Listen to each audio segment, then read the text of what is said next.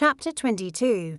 Morning arrives in the Clarkson house like a measured, careful thing, not triumphant, but deliberate. The rooms are small, each movement economical, a kettle set on the stove, the soft rustle of school uniforms, a parent's hand smoothing collars.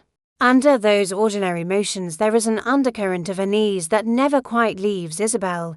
She watches the children with an attention sharpened by past hurts, the way they tie their shoes, how they laugh when they think no one is looking, the slight shiver when wind slips under a coat. That watchfulness is practical and maternal, but is also anxious. She keeps small lists and slips short notes into pockets because she wants to control, in the smallest possible ways, the accidents that memory taught her to fear. The school outing to Upper Canada Park is described in the story as an ordinary celebration that carries the potential for ordinary risk, a thin line between play and danger. Isabelle's note to the teacher is compact and pleading. If the water's cold, keep Richard out. This small act reveals how much responsibility she carries alone in moments when adults might be distracted by larger tasks. The teacher misses the note. In the space left by that missed exchange, a child's curiosity meets the chill of the water. When Richard goes in despite the cold, the scene compresses into taut, heartbeat-tight detail. The ripples on the surface, the sudden absence of the safe shore, Isabelle's immediate inward panic, and the narrative lets that tension hang there precise and morally sharp rather than resolved into spectacle. Chapter 23. These pages open on the small, honest geometry of a household holding together. Lucas and Isabelle's life at this time is a careful economy of time and affection, early mornings, odd jobs or long shifts, the ritual of supper eaten together when they can, and the persistent private counting of coins before sleep. Their love is not described as grand or untroubled, but as durable, the sort of affection that arrives in the way they trade chores and in quiet reassurances when money looks thin. The children are bright and boisterous. Their health and laughter become, for a moment, the family's real wealth against that everyday portrait. The possibility of a job at the cable company arrives like a hinge. Lucas listens to the rumor and feels the practical shift it offers: steadier pay, predictable hours, a route out of anxious improvisation. The book follows his thought as it moves from hope to plan, imagining the application, the interview, the relief of regular wages, and shows how such an opportunity can alter the emotional climate of a home. Then grief intrudes. The news that Steve, a friend close enough for Lucas to count on in hard times, died in a plane crash, lands with the particular bluntness of personal loss. The narrative takes us through Lucas's stunned response, the phone calls, the hard task of arranging a funeral, the way grief complicates small acts such as organizing a burial, and choosing words that will honor someone who was once simply a presence in daily life. In the scenes at the funeral, Lucas composes and delivers a eulogy. The prose concentrates on memory work, how to choose what to say when public words must stand in for private sorrow. Not long after, the family and neighborhood are hit by another sudden death when Mary's child Darcy is killed in an accident. The repetition of loss deepens the communal strain. Fear and mourning ripple through the networks of care that had been holding the household together. And even small comforts feel fragile under the weight of so much grief. Chapter 24. Chapter 24 begins in the solemn intimacy of a hospital room. Lucas sits at Lucie's bedside in the dim wash of fluorescent light and the antiseptic smell of disinfectant, details that make the scene physically immediate. His narrative alternates between a matter-of-fact report and confession. He speaks to fill the silence, to track a life for someone who cannot yet answer, and to anchor himself while the world around him tilts. The act of narration is shown as a ritual of care, a way to keep memory alive, to remind Lucy and himself of what they have built and what remains at stake. Lucas stares at Lucy in the hospital bed as his narrative moves forward. The book reports a modest reversal of fortunes. A year later, Lucas's employment at the cable company has progressed. He holds a supervisory role, and that steady job translates into concrete, stabilizing changes at home. The farm debt is paid off, and the day-to-day anxieties about rent and heating bills ease. These are shown not as cinematic triumphs, but as cumulative, practical victories, money arriving on time, the small pleasures of being able to fix what breaks, the new predictability of the family's rhythm. The prose privileges these domestic proofs of security because they matter more to lived experience than any single dramatic event, even amid that economic relief. Health crises complicate the moment. Isabelle's sister France falls gravely ill with complications tied to obesity and type 2 diabetes. The narration traces the family's increasing fear for her heart and future. The hospital visits and th. E-way worry migrates across households. Money and health are always entangled. The chapter balances the relief of recovery in one place, Lucy's surprising improvement, with the fragility of bodies elsewhere, giving a sense that progress and peril can coexist, and that care must be distributed across many small emergencies. The following week, Lucy's remarkable recovery has taken everyone by surprise. At home, the atmosphere is calmer, but anxiety persists, as if the family were afraid to believe it. Isabelle's journey began 2 years ago when she and her husband Lucas moved from a bustling city to a peaceful countryside. Together they raised their 2 wonderful children, immersed in the tranquility of nature, cherishing moments with their family and friends. But their idyllic life took a harrowing turn when France tragically died. Grief-stricken, Isabelle found solace in food, only to face the daunting reality of regaining weight. Determined to break the cycle of despair, she reached out to her husband for support and understanding.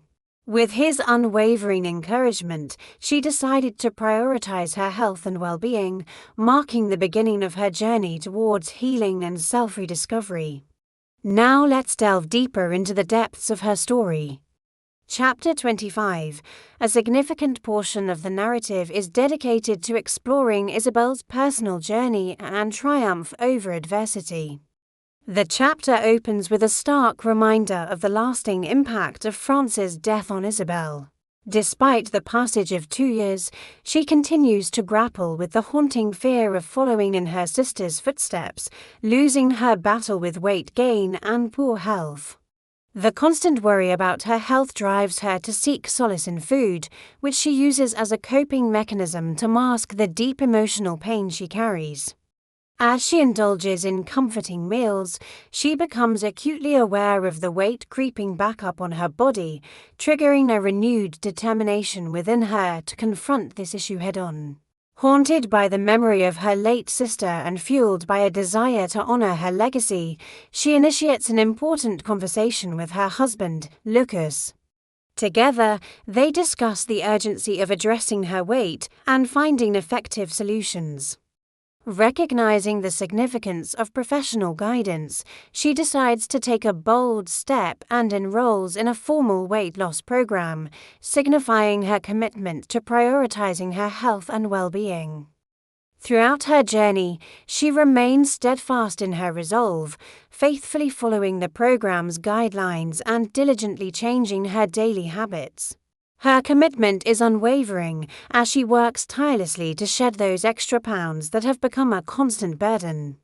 After a year of hard work and dedication, she finally achieves her goal, shedding a substantial amount of weight and keeping it off. This remarkable transformation serves as a testament to her resilience and the effectiveness of her chosen path. As word of her incredible success spreads, the organizers of the weight loss program invite her to a special event in Toronto, where she will be recognized as a shining example of triumph. The prospect of attending the conference both thrills and terrifies her. While she basks in the recognition, a deep-seated fear rises within her, the daunting prospect of being away from her beloved children for an extended period. The idea of staying in a big hotel and engaging with unfamiliar faces fills her with a sense of unease and trepidation. Nevertheless, she finds strength in Lucas's unwavering support and understanding. He reassures her of his ability to care for their children in her absence and encourages her to seize this extraordinary opportunity. As the day of departure arrives, the family gathers at the station to bid each other farewell. The atmosphere is charged with emotion as Lucas and Isabelle exchange a tender kiss, knowing that their time apart will soon come to an end. Their children, with innocent waves, convey their love and support, creating a heartwarming tableau of familial bonds. As the train pulls away, both Lucas and Isabelle, along with their children, silently express their love for one another, their voices echoing the sentiment, "I love you." Chapter 26. Upon arrival in Toronto, Isabelle is immediately struck by the city's vibrant energy and the warm hospitality extended by the organizers of the weight loss program. From the moment she steps into the conference venue, she is treated like royalty, pampered and cared for by a team of professionals. They ensure that every aspect of her stay is meticulously planned, from her travel arrangements to her accommodation. The committee spares no expense in making her feel valued and appreciated. During her time in Toronto, Isabelle participates in various activities designed to help her relax and enjoy herself. They organize shopping trips, sightseeing tours, and delightful social events, allowing her to explore the city's hidden gems and immerse herself in its rich culture. These experiences not only serve as a welcome distraction, but also create lasting memories for her. The highlight of the conference is the Saturday night gala. As Isabelle enters the venue, she is greeted by a sight that takes her breath away. The organizers have gone above and beyond to make her feel special. A beautiful gown has been chosen just for her, perfectly tailored to accentuate her stunning figure. Standing tall and confident on the runway, she accepts the crown as the audience erupts in applause. The moment holds profound meaning for her, symbolizing her incredible transformation and the unwavering support she has received throughout her journey. In her acceptance speech, she expresses her gratitude to everyone who has been a part of her journey, sharing her story with humility and grace. The weight loss program has not only helped her achieve physical fitness, but has also restored her confidence and belief in herself. Upon her return home, the impact of the conference reverberates through Isabelle's life. Although she carries the memory of the glamorous weekend, she is met with the comforting familiarity of her own life. The joy of reuniting with her children, the scent of her home, and the warmth of her family instantly ground her back in reality. The experience leaves her feeling rejuvenated, empowered, and grateful for the support system that has been instrumental in her journey. As the days pass, Isabelle finds herself reflecting on the profound impact the weight loss program has had on her life. She realizes that it has been more than just a physical transformation. It has been a journey of self-discovery, resilience, and personal growth. The program has equipped her with the tools and knowledge to not only manage her weight, but also to lead a healthier and happier life. The unexpected recognition at the conference has opened up new possibilities for Isabelle. She begins to explore opportunities to help others who are facing similar challenges.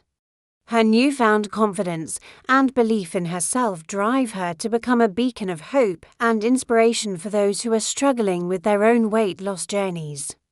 With each passing day, Isabelle's determination grows stronger. She is no longer defined by her weight or by the struggles of the past. Instead, she embraces her achievements with humility and gratitude, knowing that her journey is far from over. The experience in Toronto leaves an indelible mark on Isabelle, shaping her into a more confident, compassionate, and resilient individual ready to embrace the future with open arms. Chapter 27. Several months have passed since Isabelle's triumph at the conference, and a sense of normalcy has returned to her life. She and her husband, Lucas, along with their two children, continue to reside in their countryside home, cherishing the simple joys of their everyday existence. However, the tranquility of their lives is about to be disrupted once again. One ordinary evening, Lucas pulls into the driveway after a long day at work. Taking a moment to collect himself, he opens the front door and steps inside. The sight of his beloved wife and children brings a wave of happiness and solace to his heart. For a brief moment, everything else fades away as he revels in the beauty of his family. But the facade of normalcy is shattered when his children excitedly greet him, inquiring about Isabelle's whereabouts. Lucas's heart sinks as he realizes that he must deliver some difficult news to his innocent children. With a heavy heart, he gently informs them that their mother is very ill and currently sleeping under medication. He explains that the doctors have given her drugs to help her rest because she is both tired and fragile. The children, sensing the gravity of the situation, approach their father with innocent curiosity. Lucas, with a deep sense of responsibility, answers their questions honestly while trying to shield them from the harsh realities of their mother's illness. As he cradles his children, whispering sweet words of comfort and reassurance, a single tear rolls down his cheek, betraying the strength he tries to project. Later that evening, after tucking his children into bed, Lucas finds solace in the company of his parents. With a somber expression, he shares the news of Isabelle's deteriorating condition. The weight of their daughter's illness hangs heavy in the air, casting a shadow over their once joyful home. Despite the somber mood, Elizabeth, Lucas's mother, brews coffee, offering a small ritual of normalcy amidst the chaos. As they gather around the kitchen table, holding hands in a circle, a silent prayer passes between them, binding them together in their shared worry and love for their daughter. In that moment, the weight of their fears feels momentarily lighter as they draw strength from their family bond. As the evening draws to a close, Lucas's father, John, embraces his son, offering a comforting gesture that speaks volumes of their unbreakable connection. The weight of the day's events begins to settle in. They make phone calls to doctors, seeking updates and guidance. And then it's bedtime for the children. The usual bedtime routine offers a fleeting sense of normalcy in an increasingly uncertain world. The next morning, as the sun rises, a sense of foreboding hangs in the air. The news from the hospital is grave, revealing a bleak prognosis for Isabelle. Lucas, his face etched with concern, prepares himself mentally for the difficult task ahead. He knows that he must now take on the role of both a husband and a father, providing strength and support to those who depend on him. His journey is fraught with anxiety and fear, yet he perseveres, driven by an unwavering determination to protect his loved ones from harm. The narrative concludes with a poignant depiction of Lucas returning to his family home after receiving the news. The weight of his worries is palpable as he steps into the house, his shoulders slumping slightly under the burden of his thoughts. Despite the heaviness in his heart, he strives to maintain composure, knowing that his family needs him to be strong.